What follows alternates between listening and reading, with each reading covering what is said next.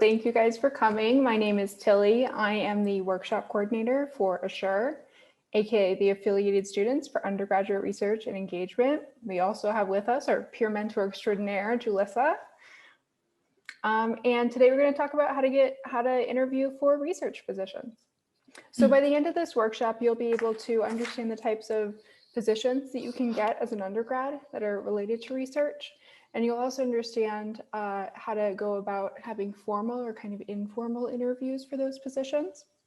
You'll know how to structure your interview answers, and you'll know how to fill in that structure and effectively communicate why you're qualified and why you're a good fit. So in this workshop, I'm mostly going to focus on what to do in the actual interview. But if you'd like a resource on how to get an interview and how to get involved in research, Assure did a workshop a few weeks back, and there's also a how to get involved in research workshop recorded on the undergraduate research symposium YouTube channel. So check that out, or go see one of Assure's peer mentors like Jules, and they'll help you get set up with the professor to get interviewed for a position. So there are so many reasons to interview other than just in the hopes of getting the job. Interviewing really helps you learn good communication skills. And it's also an opportunity to get to know your employer, your potential employer, to see if it's a good fit for you. In interviewing also, especially in this stage in college, it gives you a chance to kind of craft your narrative. Because presumably you're going to be applying for a lot of positions and awards and things like that if you're getting involved in research. And so it's a great opportunity to start thinking about how you want to kind of sell yourself and what image do you want to project? What do you want people to know about who you are and what's your story? There are kind of three categories that you can interview for. The first one is an undergraduate research position, research assistant, or an RA. So there are two types of RAs in college. There's RAs in the dorms and there's RAs in the labs. So we'll be talking about the research kind of RA for this workshop. You can also be a volunteer in a lab. Usually volunteer positions require informal interviews, meaning you stop by the professor's office, kind of talk about it a little bit. But it does vary depending on the discipline, depending on kind of how competitive the discipline is to get research positions. And you can also interview for other research-related positions, like with student organizations, for example. Assure is a student organization, and I had to interview for this position. And so once you've got some research experience under your belt, you can go do other things with that research position, with that research experience. And so I want to talk a little bit about what I mean by formal versus informal interviews. With formal interviews, I think that's pretty intuitive. It's you apply for a job, you submit probably a CV and a cover letter, which Assure has a workshop on, and that link I showed you in that slide at the beginning, how to write a good CV and cover letter. And you get an email from the professor saying, let's set up an interview, and you have a traditional kind of job interview. Informal interviews are kind of what I like to call foot in the door interviews. They're interviews that happen when you shoot an email to a professor saying, I'd like to get involved in your research. Can we talk more about this? And they say, sure, stop by. And that's actually how I got both of my research positions. I have had multiple research experiences.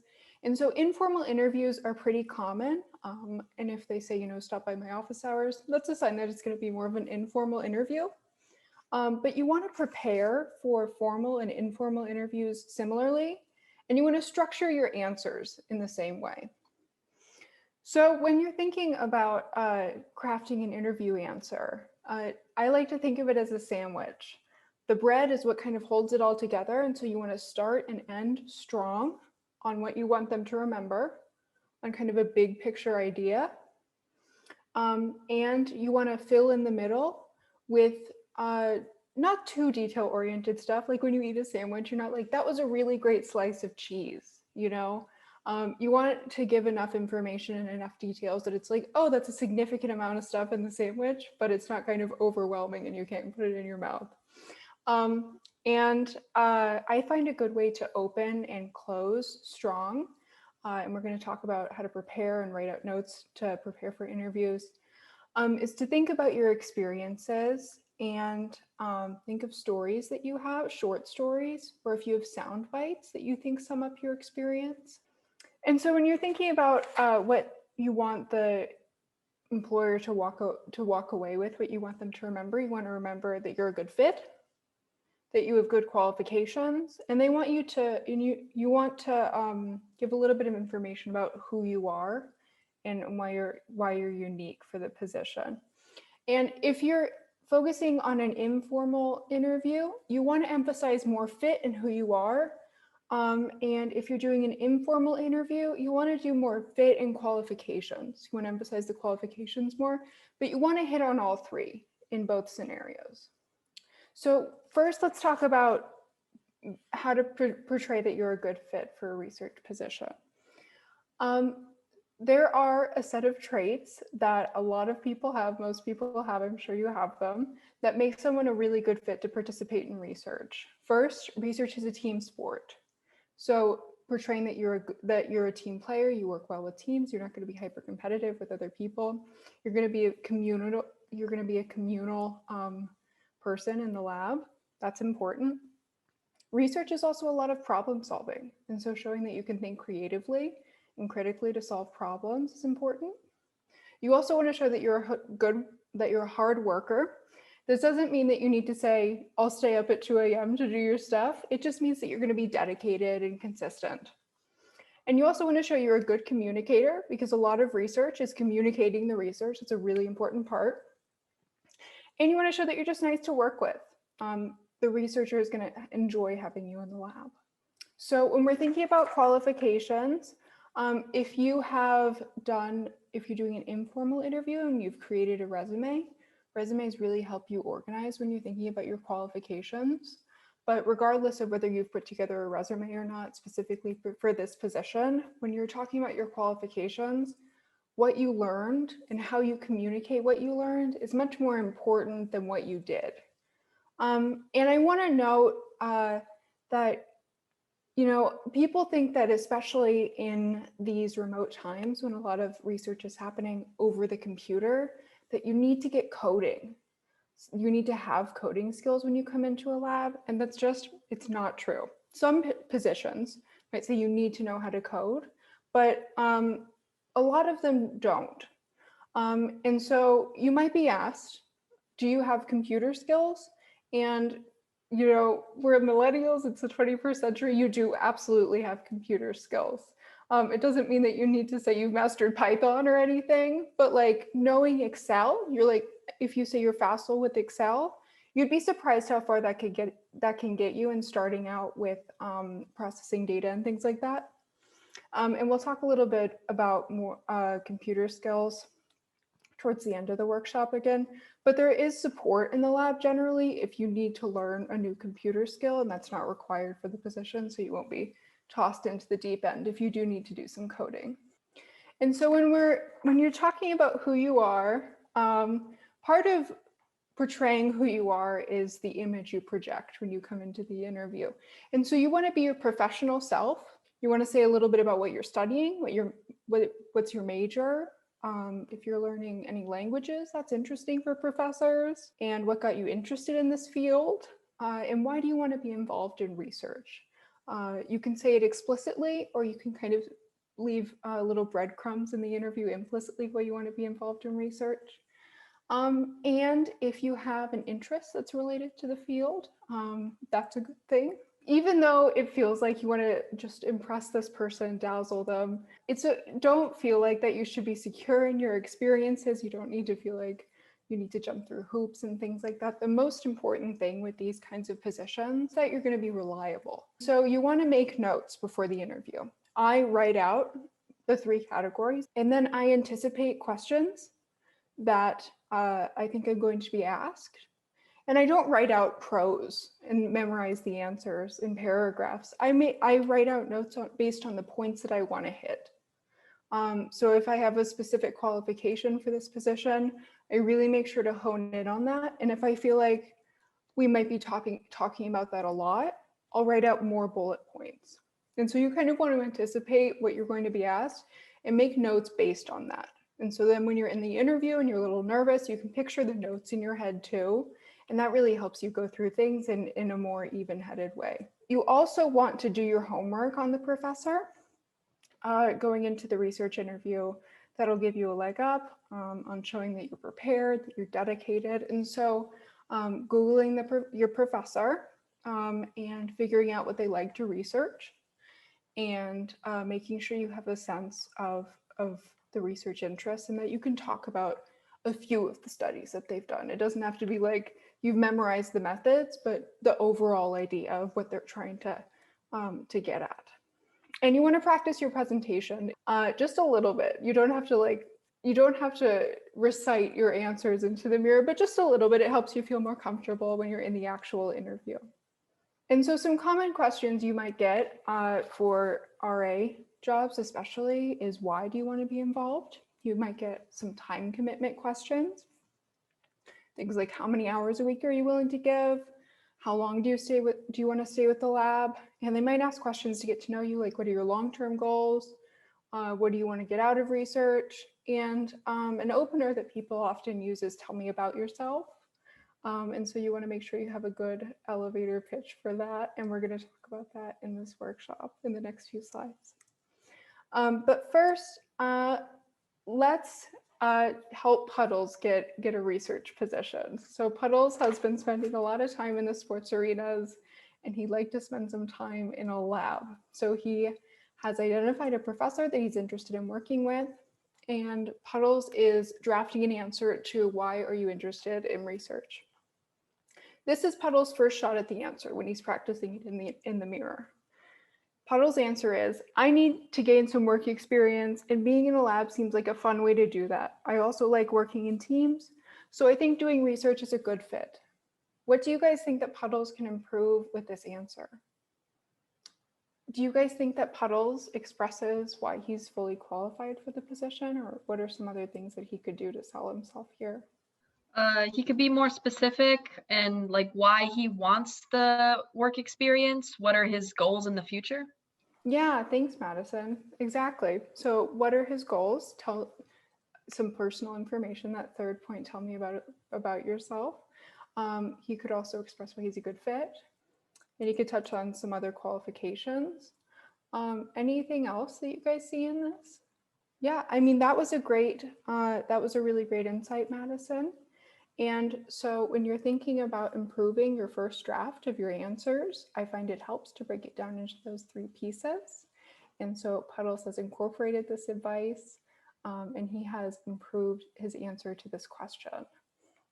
And as you go on, you might be interviewing for multiple positions, and it's okay for your answers to evolve. In fact, I think they will when you're thinking about this more. So let's talk a little bit about specific interview questions. The tell me about yourself question can kind of be an intimidating one because it's so open-ended. But if it's the very start of the interview, it's good to open and close strong. So first you want to say, thank you somehow, like, thanks for taking the time to speak with me, and then get right into the answer. But that's a good way to open. And so you kind of want to do your elevator pitch. Tell the professor a little bit about yourself, your major, what you're studying, and why you're interested in research. You want to be friendly and enthusiastic. You don't want to come out like you're aggressively selling yourself right away.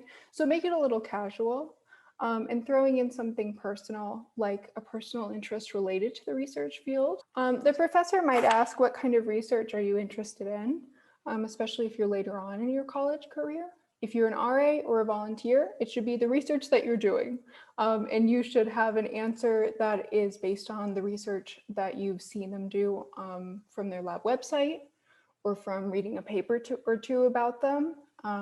If you're an RA interviewing, you would say, well, I think this research that you did is interesting because X, Y, Z.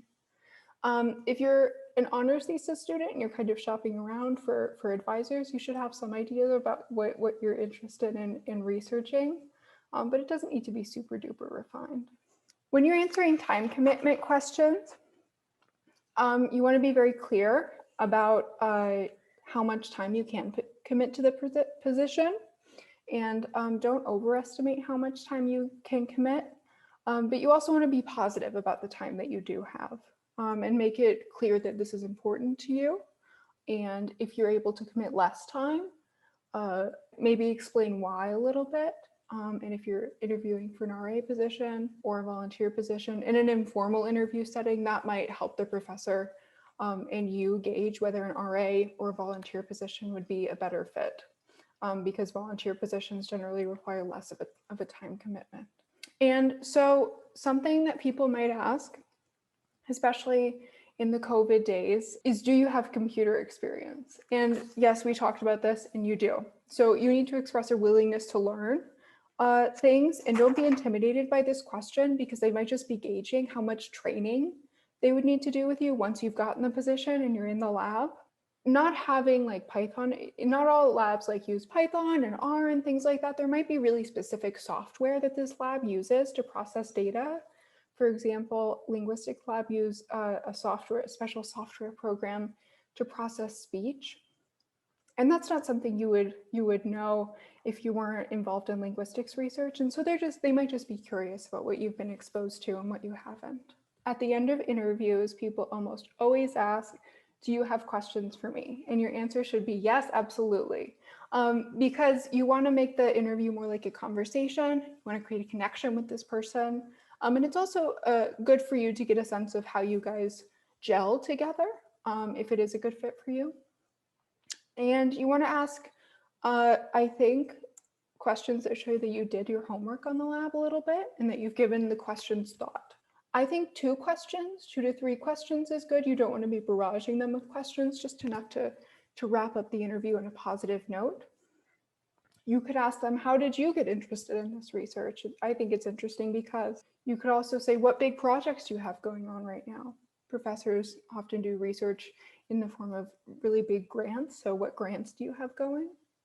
And to get a sense of how the lab functions internally, you might ask how the PI organizes work in the lab.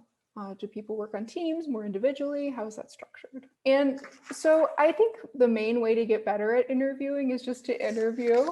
And so you might feel like during the interview, this is really intimidating. I don't think it's going so well, but it's probably going much better than you think it is. If you get tripped up on a question during the interview, pivot to something else, redirect it to something that you feel more comfortable to. That's totally fine. To ensure that you're communicating clearly, when you get 2-part questions, if the researcher asks you 2 questions in one breath, make it clear which part of the question you're addressing first. So say first, I would like to address this, and then say, now to address your other thing.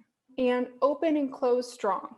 Even if you've made some mistakes during the interview, if you feel like the middle didn't go so well, a nice opener and confident closer are really, they're really important parts of the interview. Another thing that can leave a great impression after an interview is sending a thank you email for your time. This is a really, really polite thing to do. Sending an email that just says thank you for your time, that you enjoyed it, and saying that you look forward to another experience or conversation that you're going to have with this person kind of opens the door to more things. Other resources you can go to get advice on research, on finding researching positions and interviewing is you can go to Assure's website, you can go to UROP, or you can go to CURE's website, and they have resources and office hours and things like that. And I'm going to hand it over to Julissa. Hi, everyone. I'm Julissa. I'm the peer mentor for Assure.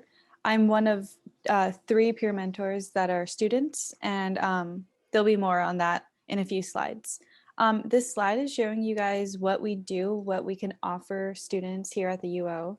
Our main, most facilitated event is a symposium, as you've heard. That is happening next term. So, but we also offer other services. We offer workshops such as this one, classroom visits, and peer mentoring. And our Instagram is @UOAssure, so make sure to follow. And this is basically what we are, is just a student-run organization to help you all, gather, okay, my bad, my cat. We're a student-run organization to help you all gather resources to find labs to work in as an RA or as an undergraduate volunteer, And we're here to help you find those research experiences and opportunities. So like I've said, this is the flyer for our winter term peer mentor office hours. And so these are student run, and Alexis, Madeline, and I are all students here at the U of O. So this is a great way to have some guidance from a student perspective, and just to get that perspective from us students, and we're all from different majors. So as you can see, Alexis is an international studies major, Madeline's a psych major, and I'm a human physiology major. So we're all welcome to explore opportunities with you, even if you're from different majors. And then here's another flyer for office hours this term. So below, as you can see, it's the peer mentor office hours.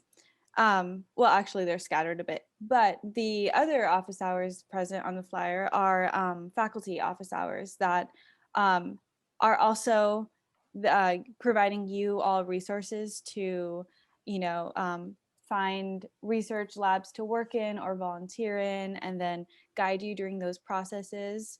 But that's more from a faculty and staff perspective, if you'd like that.